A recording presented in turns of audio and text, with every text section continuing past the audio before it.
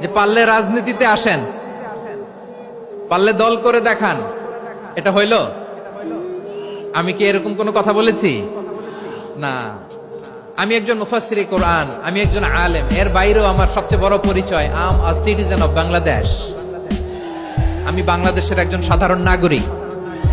আমার দেশের যে কোনো সমস্যা, যে কোনো ইনকনসিস্টেন্সি, অসঙ্গতি নিয়ে মত প্রকাশের স্বাধীনতা আমার আছে না নাই? আপনারাই তো বাক স্বাধীনতার কথা বলেন, ফ্রিডম অফ স্পিচের কথা বলেন, বাক স্বাধীনতার কথা বলেন। আপনারাই যদি আবার কোন মন্তব্যের কারণে বলেন যে রাজনীতির মাঠে আসেন, দল করেন, দেখি কতটুকু পারেন, এটা ঠিক হবে না। তাই প্রিয় ভাইয়ের, আসুন আমরা দল মত নির্বিশেষে কাঁধে কাঁধ মিলিয়ে সোনার বাংলাদেশ গড়ি, দুর্নীতি মুক্ত বাংলাদেশ গড়ি, যে বাংলাদেশের জন্য রক্ত দিয়েছে আবু সাইদ, যে নতুন ভোরের বাংলাদেশের জন্য রক্ত দিয়েছে মুগ্ধরা, যে নতুন বাংলাদেশের জন্য রক্ত ঝরিয়েছে 24-এর যে গণ অভ্যুত্থানের প্রত্যেকটি শহীদের। আওয়াজ করে বলেন ঠিক কিনা?